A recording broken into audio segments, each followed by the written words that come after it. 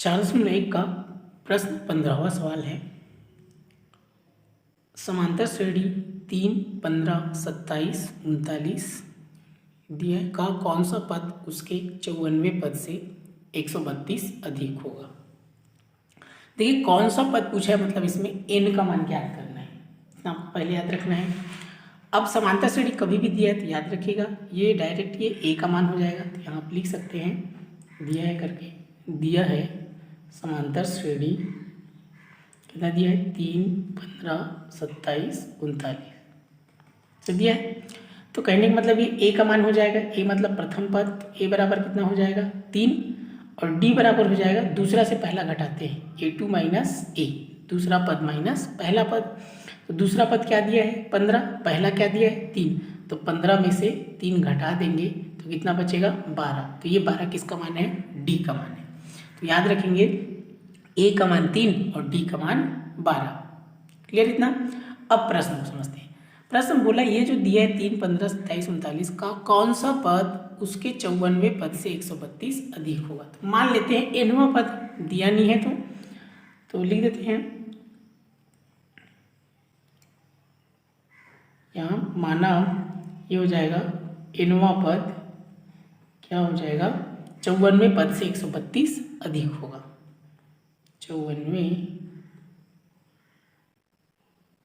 पद से 132 अधिक होगा। क्लियर है। अब देखिए जो फॉर्मूला होता है उसको लगाना है। तो जैसे ये इनवा पद, तो यहाँ इस प्रकार इसको बराबर में आप इसको लिख सकते हैं, इनवा पद बराबर 54वें पद से 132 अधिक। तब इनवा पद का फॉर्मूला क्या होता है a प्लस कोष्टक n-1 इंटू डी, ये फॉर्मूला होता है इसका। उसके बाद देखिए 54वां पद को क्या लिख सकते हैं, 54 में कम की 53, तो a प्लस 53d ऐसा इसको लिख सकते हैं। अधिक मतलब क्या होता है प्लस, फिर ये हो गया 132। अब क्या करना है इसमें आपको a और d का मान रखना है। तो a का मान कितना है 3, तो यहाँ रखेंगे n, तो n ही रहेगा। d के बदले क्या रखेंगे 12 बराबर, a के बदले क्या लिखेंगे 3, ये 53 हो गया। d के बदले क्या लिखेंगे 12 और ये प्लस 132। यहाँ देखिए ये 3 और 3 कट जाएगा, दोनों साइड अगर एक जैसे रहता है, क्लियर है, दोनों प्लस में है तो यहाँ से 3 और 3 कट जाएगा। अब कितना बचे देखिए 12 का गुणा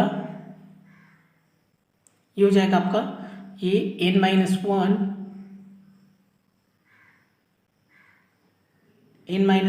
और ये 12 हो गया। इसका गुणा होगा 12 × 36 की 6, कितना बचेगा 3, 12 × 5 = 60, 3 63 प्लस कितना हो गया 132। ये हो गया n-1, ये 12 हो गया।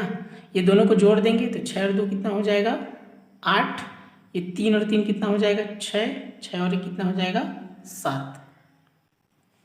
तब यहाँ से देखिए क्या हो जाएगा, देखिए n-1 और 12 के बीच में क्या है गुणा है, तो 12 कहाँ आ जाएगा इसके भाग में, 768/12 भाग में आएगा इसके। अब ये इसको कटाएंगे तो इसको कटा देंगे तो इस प्रकार ये हो जाएगा आपका, देखिए यहाँ से ये हो जाएगा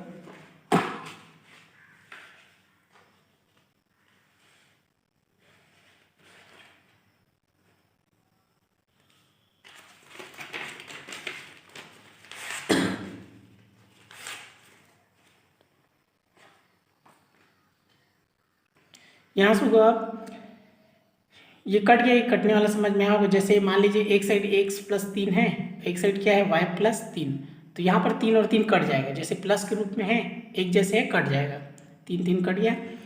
अगर -3 रहता तो भी कट जाता। अब यहाँ पर देखिए जैसे ये 768/12 दिया है, तो 768 को आपको 12 से भाग देना है ऐसे, 12 छके कितना होता है 72, तो इसमें से कितना बचेगा 6 में से 2 गया 4, 7 7 कट जाएगा, 8 को उतारेंगे 12 चौक कितना हो गया 48। तो इस प्रकार से कितना आया 64, 64 को आप यहाँ लिख देंगे तो ये कितना हो गया देखिए n-1 बराबर 64, इसको कटाए हैं तो माइनस का उल्टा क्या हो जाएगा प्लस, तो ये हो जाएगा n बराबर 64 + 1 बराबर कितना हो गया 65। तो ये n का मान है, यही क्या है इसका उत्तर है। तो लास्ट में लिख सकते हैं, अतः अंतर श्रेणी का nवां पद कितना है 65वां है। तो जो 65वां पद है वो 54वें पद से 132 अधिक होगा।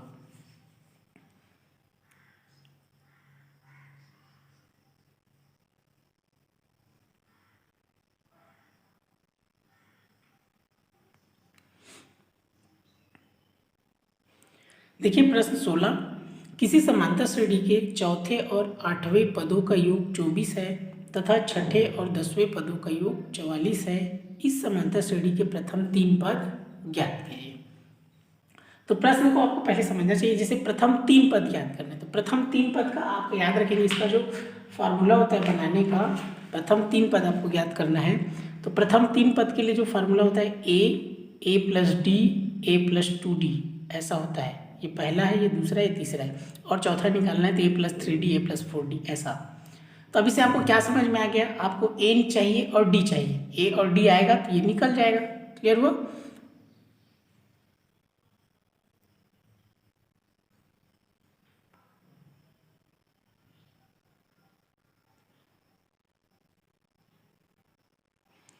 तो देखिए यहाँ से सबसे पहले आप मान लेंगे, माना समांतर श्रेणी का प्रथम पद, समांतर श्रेणी का प्रथम पद ए और सार्वंतर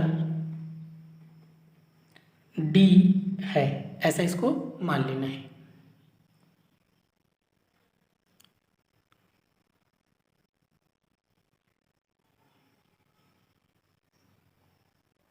तो आप प्रश्न में देखिए, प्रश्न में क्या बोला है, समांतर श्रेणी के चौथे और आठवें पदों का योग, योग मतलब होता है जोड़ना, तो चौथा और आठवां पद को जोड़ेंगे तो क्या लिखा है, देखिए चौथा पद को आप इस प्रकार लिख सकते हैं, समांतर श्रेणी का चौथा पद, क्या लिखा है देखिए, चौथा पद प्लस क्या बोला है, आठवां पद,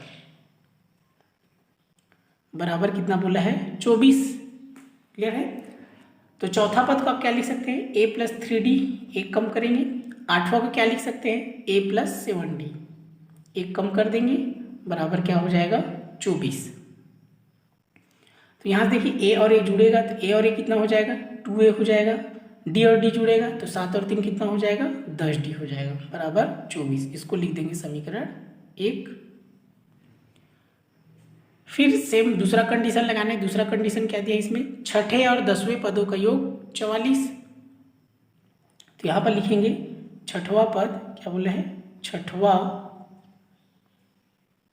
पद प्लस 10वां पद, बराबर कितना दिया है, 44। तो छठा है तो एक कम कर देंगे तो कितना हो जाएगा, 5, तो ये हो जाएगा ए प्लस 5d। 10वां है तो एक कम करेंगे, क्या हो जाएगा, 9, तो ए प्लस 9d, बराबर 44। तभी हो जाएगा आपका ए और ए जुड़ेगा तो ए और ए 2a हो जाएगा, 9 और 5 जुड़ेगा तो कितना हो जाएगा, 14 हो जाएगा, बराबर ये हो गया 44। इसको लिख देंगे समीकरण 2। क्लियर हुआ?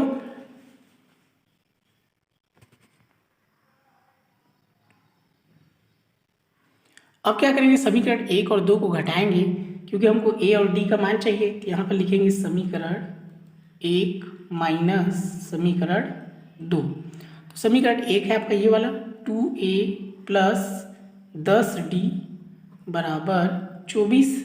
समीकरण 2 ये वाला है, 2a प्लस 14d बराबर 44। तो दोनों घटा रहे थे, यहाँ माइनस आ जाएगा, प्लस उल्टा माइनस, ये प्लस उल्टा माइनस, तो इस प्रकार इसको घटाएंगे। तो यहाँ से देखिए ये 2a कट जाएगा, क्योंकि यहाँ प्लस है और यहाँ माइनस है, तो असमान चिन्ह घटता है। वैसे देखिए ये 10 है, इसके सामने प्लस है, 14 है, इसके सामने प्लस है और नीचे माइनस है। तो अब इस क्या है, प्लस का महत्व नहीं रहेगा, ये जो प्लस, ये माइनस का महत्व है। तो ये प्लस और माइनस असमान चिन्ह घटता है। तो 14 में से 10 गया 4 और 14 बड़ा इसलिए माइनस। वैसे ही ये 24 के सामने प्लस है, 44 के सामने माइनस है, तो ये घट जाएगा, असमान चिन्ह है। तो 44 में से 24 घटाएंगे तो आपका बचेगा ये 20 बचेगा, और 44 बड़ा इसलिए क्या हो जाएगा, माइनस।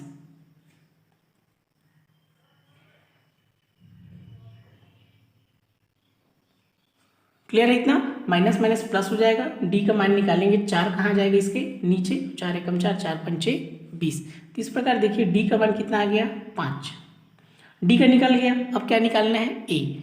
तो अब डी के मान को आप चाहे समीकरण 1 में रखें चाहे 2 में रखें, दोनों का मतलब एक ही है, उत्तर उतना ही आना है। तो डी का मान समीकरण 1 में रख देते हैं। तो डी का मान समीकरण 1 में रखने पर डी का मान समीकरण 1 में रखने पर, तो समीकरण 1 क्या है, ये वाला है 2a + 10d बराबर 24, यहाँ पर रख देंगे। तो हो जाएगा आपका, यहाँ पर रखेंगे 2a + 10d बराबर 24। तो 2a हो गया, d के बदले क्या लिखेंगे 5, तो 10 इसको कोष्टक में लिखेंगे 5 बराबर 24। तो 2a हो गया, 10 पंचे कितना होता है 50 बराबर 24। अब 50 को पक्षांतर करेंगे तो प्लस उल्टा क्या हो जाएगा माइनस, तब यहाँ से हो जाएगा आपका 2a बराबर 24 - 50। तो 2a बराबर हो जाएगा 24 में से 50 घटाएंगे कितना बचेगा 26 बचेगा, 50 बड़ा है इसलिए माइनस। तो a बराबर हो जाएगा 2 कहाँ जाएगा इसके नीचे में, जैसे कुछ नहीं रहता है ना तो गुणा है तो भाग में, तो 2 कटाएंगे तो 2 एकम 2, 2 तिया 6, तो a बराबर कितना आ गया -13। क्लियर है इतना। तो देखिए a का मान निकल गया -13 और d का मान क्या निकल गया 5। तो बताया था 3 पद निकालना है, तो a + d a + 2d। तो यहाँ से क्या हो जाएगा आपका,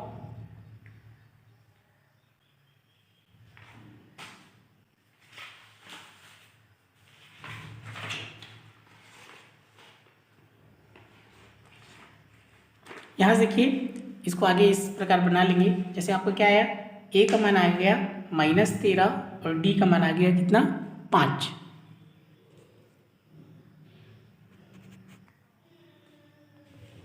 इतना आया।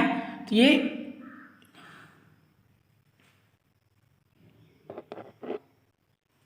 तो देखिए यहाँ से ये हो जाएगा आपका, जैसे ये a तो पहला निकल गया, दूसरा निकालेंगे a + d। तो a का मान कितना आ गया -13 प्लस d का मान कितना आ गया 5। तो असमान चिन्ह घटता है, तो 13 में से 8 गया 5, 13 में से 5 गया 8 और 13 बड़ा इसलिए माइनस। उसके बाद निकालेंगे a + 2d। तो a का मान आया -13, देखिए a का मान आया -13 प्लस ये 2 हो गया, d के बदले लिखेंगे 5। देखिए -13 5 दूनी 10, असमान चिन्ह घटता है तो 13 में से 10 गया 3, 13 बड़ा इसलिए माइनस। देखिए पहला आया -13, दूसरा आया -8, तीसरा आया -3। तो ये हो गया आपका प्रथम 3 पद। क्या क्या हो गया -13 -8 -3, ये क्या है इसका आंसर है। इसका अंतराल भी देख लीजिए 3 5 8 8 5 13, इस प्रकार इसको बनाना है। तो याद रखेंगे इसका a + d a + 2d a + 3d a + 4d, इस प्रकार आप इसको निकाल सकते हैं।